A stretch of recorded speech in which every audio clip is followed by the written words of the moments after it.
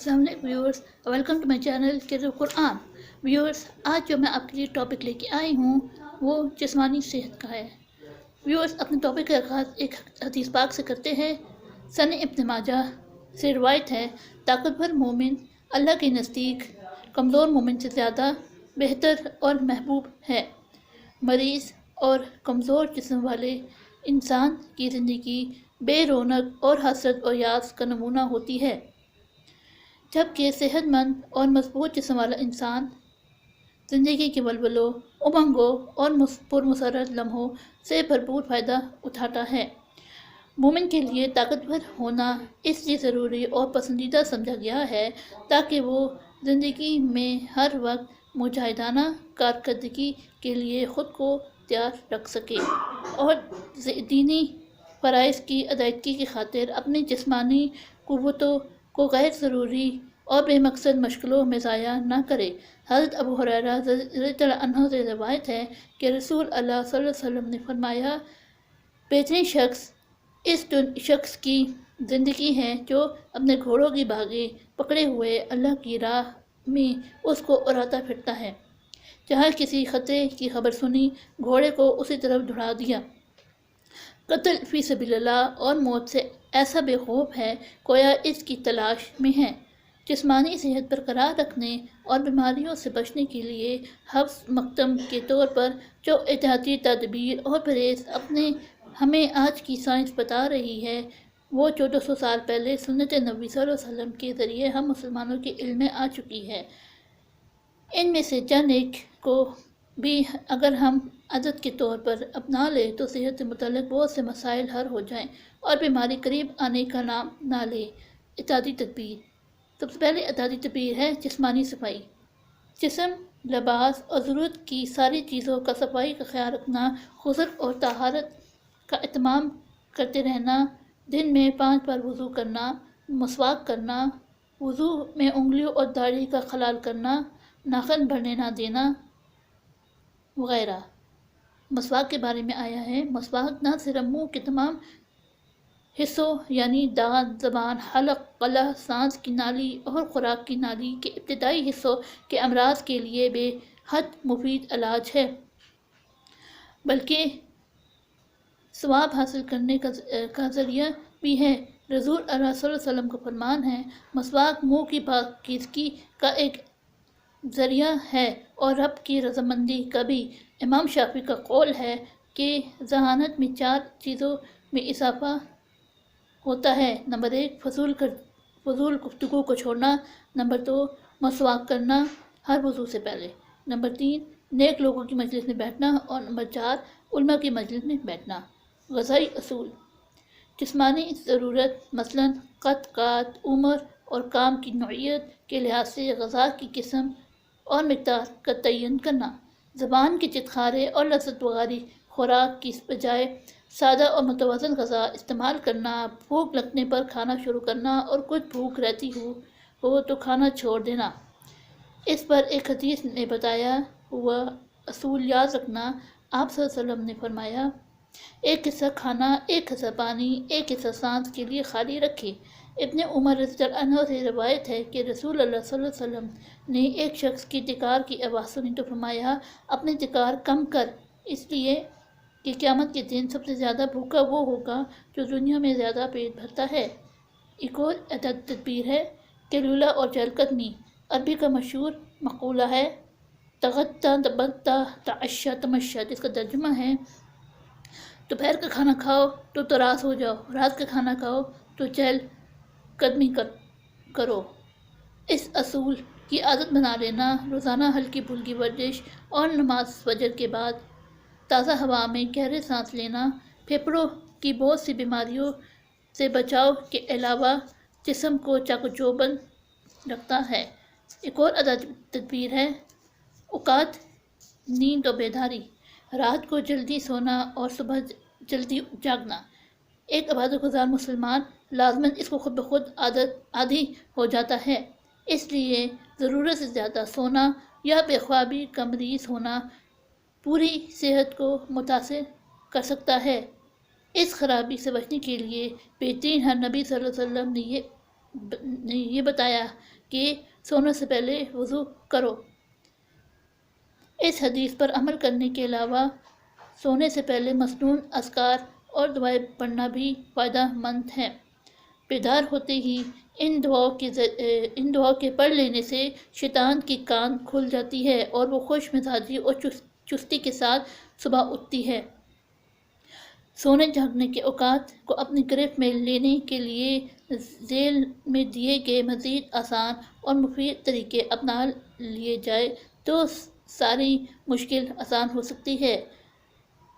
سونے سے پہلے صبح فجر کی نماز ادا کرنے کا ارادہ پان لینا اور اس کے لیے نیت کو صرف اللہ تعالیٰ کے لیے خالص کر لینا۔ سونے سے قبل مختصر کھانا تناول کرنا تاکہ نیند صبح تک گہری نہ رہے۔ زیادہ نیند سے طبیعت بوجھل ہو رہی ہو تو چہرے پر پانی چھڑکنا۔ بیدار ہوتے ہی لائٹ جلا دینا یا اے سی بند کر دینا تاکہ نیند کا غلبہ جاتا رہے۔ یہ تمام تدبیر سونے جاگنے کے اوقات کو منظم کرتی ہے۔ کھانے پینے سے متعلق احتیاطیں: پانی بیٹھ کر پینا، 3 سانسیں پینا، پینے کی چیزوں میں پھونک نہ مارنا، بہت زیادہ ٹھنڈا یا بہت زیادہ گرم مشروب پینے سے پرہیز کرنا، خصوصاً ان دلوں کو اوپر تلے استعمال کرنے سے بچنا، غیر قدرتی اجزاء اور کیمیکل سے بنے مشروبات کو عادت نہ بنانا، چائے اور کافی کا غیر ضروری استعمال ترک کرنا وغیرہ، وقت پر کھانا، جوش ٹھنڈا ہونے پر کھانا، گرم غذا کو سرد کے ساتھ اور تازہ کو باسی کے ساتھ ملا کر نہ کھانا، کھانے کے بعد پانی نہ پینا، نشہ آور اشیاء کھانے یا پینے سے مکمل طور پر بچنا، مٹی کھانے سے پرہیز کرنا، کھانے کے برتن تھام کر رکھنا وغیرہ۔ اللہ کے رسول صلی اللہ علیہ وسلم نے فرمایا، کوئی شخص نہ بائیں ہاتھ سے کھانا کھائے نہ پانی پیے کہ بائیں ہاتھ سے کھانا پینا شیطان کا طریقہ ہے۔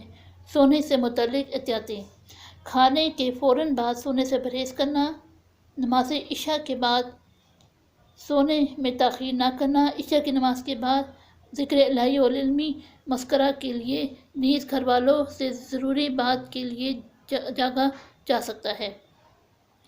سونے سے قبل آگ وغیرہ بجھا دینا، خصوصاً سردی کے موسم میں گیس کے ہیٹر وغیرہ بند کر کے سونا۔ ایسی جگہ سونے سے پرہیز کرنا جہاں تازہ ہوا نہ پہنچتی ہو۔ بستر جھاڑ کر سونا،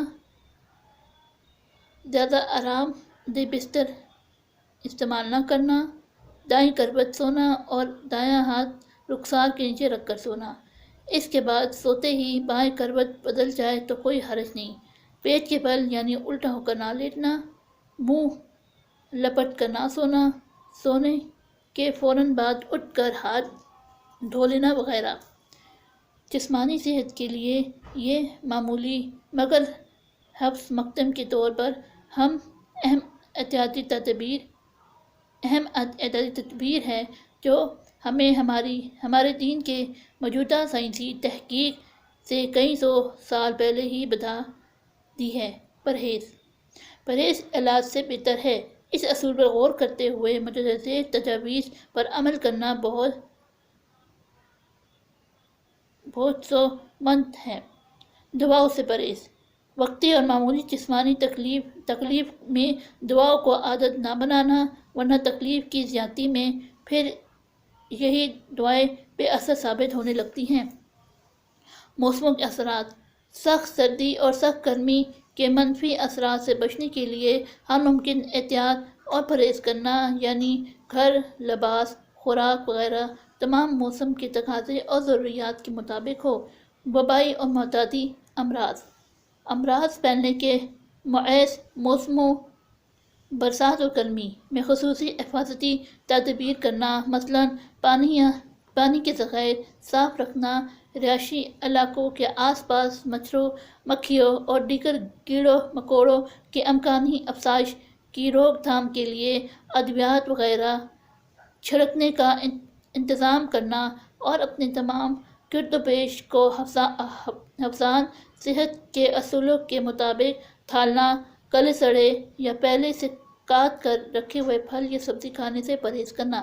حفاظتی ٹیکے، بیماریاں پھیلنے کے موسموں میں حفاظتی ٹیکے لگوانے کی سہولت سے فائدہ اٹھانا۔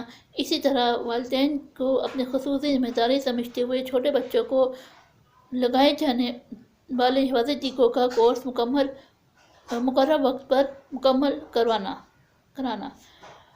مریضوں کو الگ رکھنا، کوئی وبائی مرض پھوٹ پڑنے پر صحت مند انسانوں کو ایسے علاقے میں جانے سے روکا گیا ہے اور ایسا مریض جسے چھونے سے دوسروں کو بیماری لگ سکتی ہے ہو، اسے الگ تھلگ رکھنے کو کہا گیا ہے۔ وضاحت: اس سے مراد مریض سے نفرت نہیں بلکہ اس کی بیماری سے بچاؤ اور احتیاط کا تقاضا پورا کرنا ہے۔ تعاون کے بارے میں آپ صلی اللہ علیہ وسلم کا ارشاد ہے، جب کسی علاقے میں طاعون کی وبا پھیل جائے اور تم اس میں ہو تو اس سے نہ نکلو، اور اگر تم اس علاقے میں نہ جاؤ تو وہاں نہ جاؤ۔ جسام: اسی طرح حضرت جابر رضی اللہ عنہ سے مروی ہے کہ وفد تصف میں ایک شخص جذام کے مرض میں مبتلا تھا۔ رسول صلی اللہ علیہ وسلم نے کہلا بھیجا کہ تم واپس جاؤ، ہم نے تمہیں بعید کر لیا ہے۔ ایک اور موقع پر فرمایا، جسامی سے اسی طرح بھاگو جس طرح شیر سے بھاگتے ہو۔ حضرت ابن عباس رضی اللہ عنہ سے مروی ہے کہ نبی کریم صلی اللہ علیہ وسلم نے فرمایا، جسامی کی طرف زیادہ دیر تک مت دیکھو۔ علاج معالجہ: حسب انتظام اور تمام تر احتیاطی تدابیر اور پرہیز کے باوجود اگر بیماری آ ہی جائے تو اس پر صبر اور برداشت کا مظاہرہ کرنا چاہیے۔ ضرورت پڑنے پر مباح اور حلال ادویہ کے ساتھ علاج کروانے کا بھی حکم ہے۔ نبی کریم صلی اللہ علیہ وسلم کا ارشاد ہے، اللہ تعالیٰ نے جتنی بیماری اتاری ہے ان کا علاج بھی اتارا ہے، بس علاج کرو۔ رسول اللہ صلی اللہ علیہ وسلم نے مختلف بیماریوں میں مبتلا لوگوں کو ان قدرتی طریقوں سے بھی علاج بتائے تو آج کل دیسی طریقے کہلاتے ہیں۔ قدرتی طریقوں سے علاج، جس میں شہد۔ اللہ تعالیٰ شہد کے بارے میں ارشاد فرماتے ہیں، سورۃ النحل آیت نمبر 69، فیہ شفاء للناس، اس کا ترجمہ ہے اس میں شفا ہے لوگوں کے لیے۔ حضرت ابو ہریرہ رضی اللہ عنہ سے روایت ہے، رسول اللہ صلی اللہ علیہ وسلم نے فرمایا، جو شخص مہینے میں 3 دن صبح کے وقت شہد چاٹے وہ ہر بڑی بیماری سے محفوظ رہے گا۔ ایک اور موقع پر فرمایا، وہ صحت دینے والی چیزوں کو تھام لو، اپنی زندگی کا حصہ بنا لو، ایک شہد اور دوسرا قرآن۔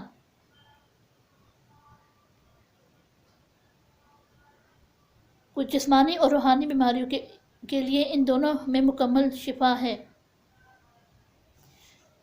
ایک اور قدرتی غذا ہے کھجور۔ قرآن پاک میں سورۃ مریم میں ذکر ملتا ہے کہ اللہ تعالیٰ نے مریم علیہ السلام کو ترتے سیاہ کے وقت کھجور کھانے کی ہدایت فرمائی۔ کھجور توانائی بہم پہنچانے والے حراروں سے بھرپور زود و ہضم اور مقوی غذا ہے۔ یہ انسان کی بھوک مٹانے کے علاوہ بہت سی بیماریوں اور جسمانی کمزوریوں میں بھی اکثر کا درجہ رکھتی ہے۔ کھجور کے اندر دوسرے فائدہ مند اجزاء کے علاوہ اس قسم کے ہارمونز میں بھی پائے جاتے ہیں جو نہ صرف بچے کی ولادت کے وقت عورت کو تکلیف میں کمی کرتے ہیں بلکہ ولادت کے عمل کو بھی آسان بناتے ہیں۔ ایک اور قدرتی غذا ہے زیتون۔ قرآن مجید میں اللہ تعالیٰ نے انجیر اور زیتون کی تعریف فرمائی ہے۔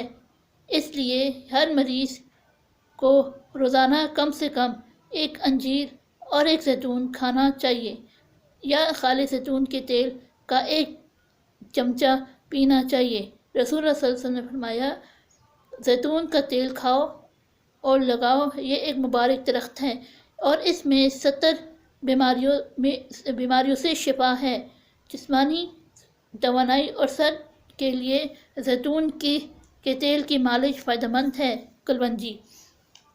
حضرت ابو ہریرہ رضی اللہ عنہ سے روایت ہے کہ انہوں نے رسول اللہ صلی اللہ علیہ وسلم کو فرماتے سنا، سیاہ دانے کلونجی میں سام یعنی موت کے علاوہ ہر بیماری کا علاج ہے۔ آب زمزم۔ حضرت ابو ذر رضی اللہ عنہ کہتے ہیں کہ رسول اللہ صلی اللہ علیہ وسلم نے فرمایا، زمزم بھوکے کے لیے کھانا اور بیمار کے لیے شفا ہے۔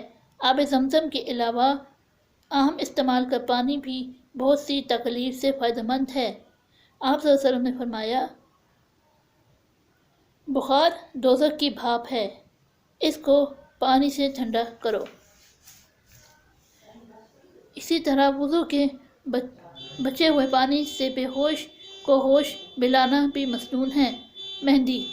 نبی اکرم صلی اللہ علیہ وسلم کے خادمہ حضرت سلمہ رضی اللہ عنہا کہتی ہیں، جب کبھی رسول اللہ صلی اللہ علیہ وسلم کو کوئی زخم یا پتھر کی چوٹ وغیرہ آتی تو مجھے اس جگہ مہندی رکھنے کا حکم فرماتے۔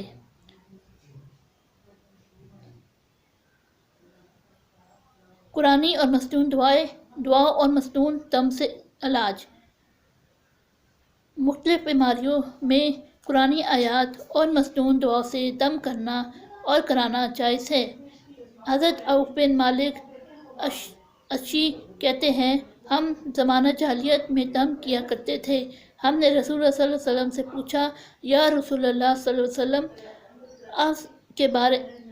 آپ اس کے بارے میں کیا ارشاد فرماتے ہیں؟ آپ صلی اللہ علیہ وسلم نے فرمایا، مجھے وہ دم پڑھ کر سننے کے بعد آپ صلی اللہ علیہ وسلم نے فرمایا، ایسے دم میں کوئی حرج نہیں جس میں شرک نہ ہو۔ آیات شفا کے نام سے معروف قرآنی آیات کسی بھی بیماری میں شفا کے لیے دم کی جا سکتی ہے۔ شرکیہ علاج، جس میں تعوذ گندے، شرکیہ تعوذ اور طلسمی منتر پڑھتے ہوئے گرہ لگائے گئے دھاگے وغیرہ بغرض علاج پہننے کے ہمارے دین میں کوئی گنجائش و اجازت نہیں۔ رسول اللہ صلی اللہ علیہ وسلم نے فرمایا، جس نے شرکیہ تعوذ گلے میں ڈالا اس نے شرک کیا۔ گلے کے مٹکے۔ آپ صلی اللہ علیہ وسلم نے ارشاد فرمایا، جو مٹکے گلے میں ڈالے اللہ اس کی مراد پوری نہ کرے، اور جو کوئی کوٹ یا سپیاں گلے میں ڈالے اس کو اللہ آرام نہ دے۔ پیتل کے گھڑے۔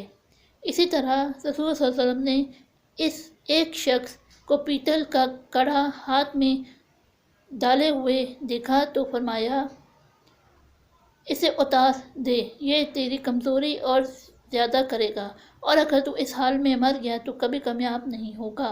گھوڑے کی نال۔ جادو، نظر بد، بیماری یا حادثات وغیرہ سے محفوظ رہنے کے لیے گاڑی، مکان یا دکان وغیرہ پر گھوڑے کی نال لٹکانا یا گلے دھاگے وغیرہ باندھنا اللہ تعالیٰ پر عدم اعتماد کا اظہار ہے، جو بالکل غلط ہے۔ امان ضامن۔ مشکلات اور تکلیف سے بچنے کے لیے نیز دنیاوی مقاصد میں کامیابی حاصل کرنے کے لیے بازو پر امان ضامن باندھنا بھی انتہائی شرکیہ فعل ہے۔ پتاشی پتھر۔ مختلف پتھروں کو اپنے پیدائش کی تاریخوں سے منسوب کرنا اور اسی طرح انہیں مختلف بیماریوں کے علاج اور اپنے شگون کے طور پر انگوٹھی وغیرہ میں چڑھا کر پہننا بھی سنت سے ثابت نہیں۔ یہ شرک اصغر کی مختلف صورتیں ہیں۔ حدیث قدسی ہے، نظر کرنے یا منت ماننے سے تقدیر نہیں پلٹ سکتی۔ نبی کریم صلی اللہ علیہ وسلم نے فرمایا، اللہ تعالیٰ فرماتا ہے، آدمی کو منت ماننے سے وہ بات حاصل نہیں ہوتی جو میں نے اس کے مقدر نہیں کی، بلکہ منت ماننا بھی اس کی تقدیر میں اس لیے لکھ دیا جاتا ہے کہ میں تقدیر میں منت ماننا لکھ کر بخیل سے پیسہ نکلواتا ہوں۔ مسنون دعا ہے جس کا ترجمہ ہے: اے اللہ، نہیں کوئی روک سکتا جو آپ عطا کرے، اور نہ ہی کوئی دے سکتا جو چیز آپ روکنا چاہیں، اور نہیں فائدہ دے سکتی کسی دولتمند کو آپ کے عذاب کے مقابلے میں دولت۔ ویورز، اگر آپ کو آج کا میرا ٹاپک پسند آیا ہو تو اسے ضرور لائک اور شیئر کریں۔ تب تک کے لیے اپنا اور اپنے گھر والوں کو خیال رکھیں۔ اللہ حافظ۔